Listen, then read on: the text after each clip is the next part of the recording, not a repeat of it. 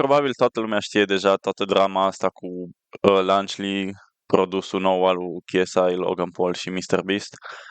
Și KSI are în continuare un meltdown, că și-a lansat și melodia nouă de câteva zile și lumea o ia foarte mult la mișto, pentru că e o melodie foarte proastă. Dar, înainte să vorbim despre melodia lui, hai să vedem de unde a început totul. KSI a făcut acest tweet cu Launchly Baby, în care efectiv apare el cu ăia alți doi, promovând noul lor produs Launchly. Dan TDM a făcut tweet-ul ăsta, îl știți deja, nu o să-l mai citesc pentru că n-are rost, acum jumătate de lună și KSI abia s-a oprit, dacă s-a oprit, adică ultimul tweet ce l-a făcut despre el, o să-l vedem un pic mai încolo.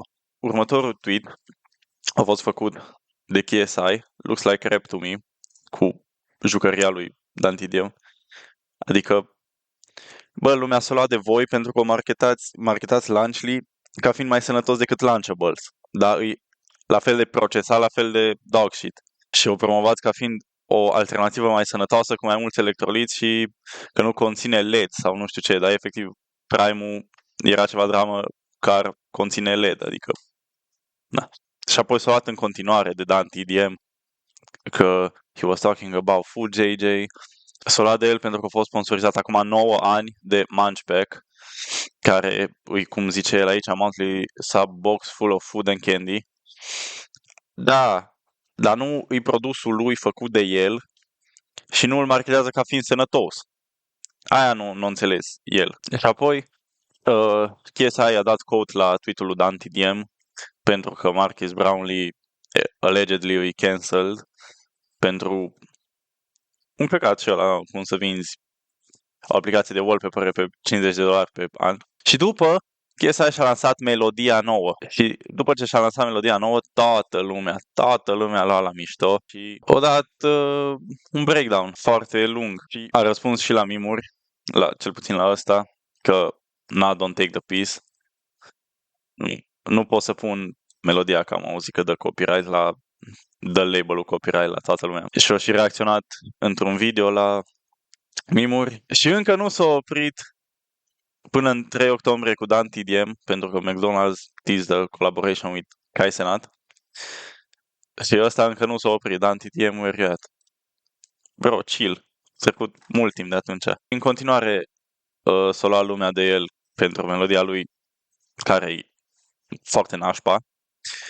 Inclusiv Jake Paul, care oricum aveau beef de mult. Au băgat o glumă de 2020 și după ăsta i-a răspuns Looks like you've got your next opponent lined up then. Adică probabil se referă la bunicul său ăsta. Și Jake Paul e cunoscut că și-a oponenți care se retired sau acum cu Mike Tyson care nici nu știu câți ani are, 60 de ani sau ceva. Și în 4 octombrie a dat un tweet din nou că Eyo, Dan TDM, why don't you wanna come over to Sidecast, let's talk this out like man. Normal că nu a primit răspuns, poi în 5 octombrie au făcut încă un tweet că nu a primit un răspuns de la Dan TDM public sau privat și că e clar că tweet-ul ăla a fost făcut numai pentru like-uri și interacțiuni și să fie el white knight-uri și whatever. Eu nu știu ce crede omul ăsta, adică cum să nu-ți dai seama că ce faci tu e o mizerie, că o promovezi ca fiind mult mai sănătoasă decât Lunchables, care Lunchables e de nu știu câți ani in the game și le-ați luat produsul 1 la 1 aproape, numai că ați schimbat voi culorile ca să vină copiii la voi. Copiii se duc după culori și după ce văd la YouTuber și la persoanele publice de care le place până la urmă. These stupid fans leave trash comments on my new song think they're getting to me. You're not. It's not funny, it's boring. You're wasting your time.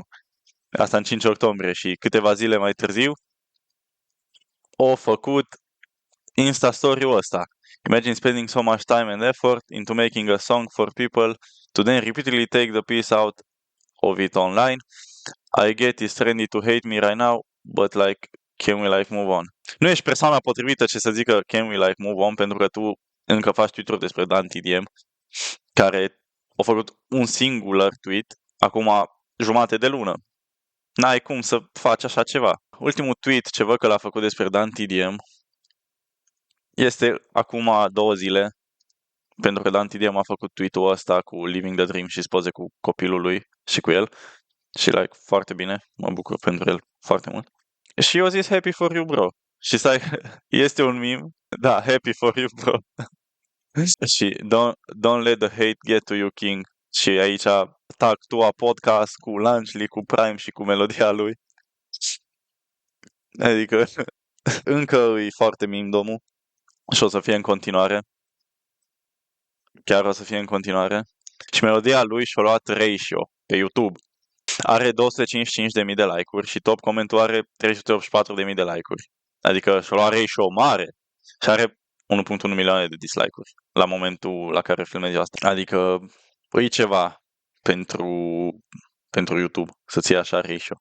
Până și așa melodie de Disney Channel ai făcut că până și Sideman îi ia la mișto. The boys are here in Birmingham.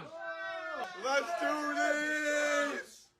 Hey, yo, Toby, say something to the story, bro. From the king to the bin. Oh, you Și Toby a zis From the King to the Bean, ceea ce mi se pare amuzant. Și toată lumea ia la mișto pentru melodia asta, pentru că e un jec de melodie care e foarte Disney Channel, cum am zis mai devreme.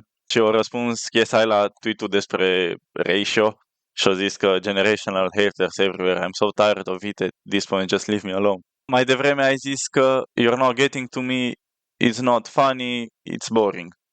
Și acum a zis chestia asta, bro, hotărăște-te că se vede că îți iei mental breakdown. O și fost pe stream la ei din Ross și și-o dat așa acolo mental breakdown, că o zis că îl bate și că nu știu ce, pentru că eu zis adevărul despre melodia lui. Întâi făcea să pară că da, că e melodie faină ca să-l încurajeze sau whatever. Și după eu zis pe față că e un căcat și eu zis, da, vin să te bat, bă. Right now.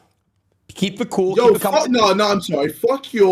Fuck your shitty audience, bro. They're like, cry. Yo, fuck all your moms, bro. Whoa. Don't say fuck the moms. Dude, listen. How are you mad that your song is ass, bro? Like, why are you taking out my chat? No, JJ, I'm trying to be nice, but you can't talk to my community like that, bro.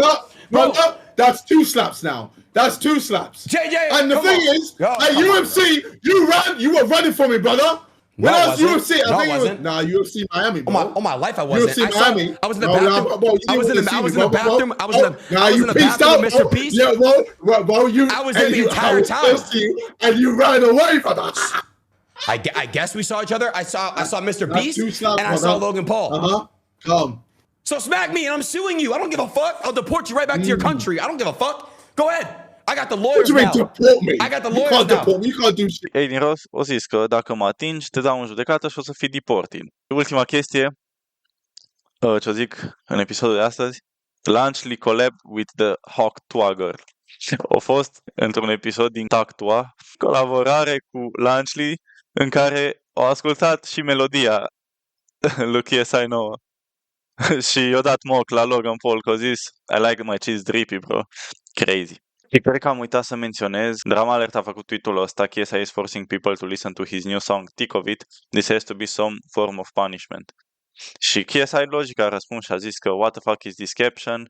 It's called marketing, I can't even promote without people taking the piss now. Bă, poate label-ul pune să facă asta, poate nu. Adevărat că e marketing, da, e amuzant ce a zis ăsta. Cam atât au fost astăzi cu KSI. Dacă mai apare ceva, o să vă țin la curent. Cred că o să fac un video și despre Logan Paul. Poate și despre Mr. Beast, dar au făcut Mor Pegasus deja destule videouri despre Mr. Beast. Noi atunci ne auzim data viitoare și sper că v-a plăcut.